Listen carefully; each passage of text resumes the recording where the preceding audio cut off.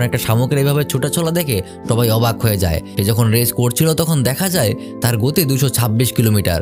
এটা দেখে সবাই তো অবাক হয়ে যায়। টিটু এসে টার্বোকে তার হাতে তুলে নেয়। এবার সব সাংবাদিকরা গানিকে ছেড়ে তার দিকে চলে আসে। এদিকে টার্বো যখন রেস করছিল তখন একটা ছোট বাচ্চা সেটা ভিডিও করে অনলাইনে আপলোড করে দেয়, আর সাথে সাথেই সেটা ভাইরাল হয়ে যায়। এটা শামুকের এভাবে ছুটে চলা দেখে লোকজন খুবই অবাক হয়ে যায়। সব নিউজ চ্যানেল আর টিভি শোতে শুধু টার্বোকেই দেখানো হচ্ছিল, আর সবাই বলাবলি করতে থাকে একটা শামুককে কি কারের রেসে অংশগ্রহণ করতে দেওয়া হবে, নাকি শামুক বলে তাকে রেস থেকে বঞ্চিত করা হবে। কয়েকদিন পরই ইন্ডি 500 রেসের সিইও সাংবাদিকদের সামনে এই বিষয়ে তার বক্তব্য দিতে আসে। সে জানায় একটা শামুককে কোনোভাবেই কারের রেসে অংশগ্রহণ করতে দেওয়া যাবে না। কিন্তু এটা শুনে সেখানে থাকা সমস্ত লোক টার্বোকে সাপোর্ট করে তাকে রেস করতে দেওয়ার জন্য স্লোগান দিতে শুরু করে। এরপর হঠাৎ সেখানে গানি এগিয়ে আসে।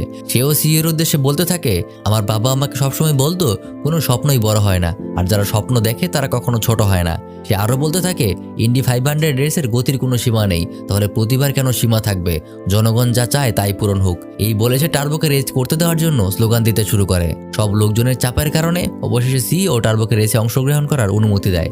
এই খুশির খবরে সবাই মিলে একটা পার্টি দেয়। তারা যখন মজা করছিল তখন তাদেরকে টিভিতে দেখানো হয়। কয়েকজন সাংবাদিক টিটোর ইন্টারভিউ নিচ্ছিল, আর তখন সে খুশিতে একদম কেঁদে ফেলে। এরপর রাত হলে টিটো টার্বোকে তাড়াতাড়ি ঘুমিয়ে পড়তে বলে, কারণ কাল সকালেই সেই রেসের দিন। কিন্তু টার্বো না ঘুমিয়ে গানিয়ের গ্যারেজে যায় সবকিছু দেখার জন্য। সেখানে গিয়ে সে তার সব প্রিয় গাড়িগুলোকে দেখতে থাকে। এসব দামি দামি সুপার কারগুলো দেখে সে খুবই অবাক হয়ে যায়। যখন সে ঘুরে ঘুরে সবকিছু দেখছিল তখন সে গানিয়ের ট্রফিগুলোও দেখতে পায়, আর তখনই সেখানে গানিয়ে চলে আসে। সে টার্বোর সাথে গল্প করতে শুরু করে। গল্প করতে করতে এক পর্যায়ে সে টার্বোকে অপমান করতে শুরু করে। সে বলে, তুমি কি ভেবেছো আমার সাথে রেস করে তুমি জিততে পারবে? হা হা, তোমাকে এই রেসে অংশগ্রহণ করতে দিয়েছি কেন জানো? কারণ তুমি এখন ভাইরাল। যদি তুমি এই রেসে অংশগ্রহণ করো তাহলে পৃথিবীর আরও বেশি মানুষ এই রেসটা দেখবে। কিন্তু যখন রেস শেষ হবে তখন সবাই দেখবে জিতেছি আমি। আসলে গানিয়ে ছিল টার্বোর মোটিভেশন, কিন্তু তার মুখেই এসব কথা শুনে সে খুব অবাক হয়ে যায়। এরপর গানিয়ে টার্বোকে গ্যারেজের বাইরে বের করে দিয়ে বলে, যাও শামুক, বাড়ি চলে যাও। তার পরদিনই সেই রেস শুরু হওয়ার সময় চলে আসে। স্টেডিয়ামে প্রচুর লোক এসেছে।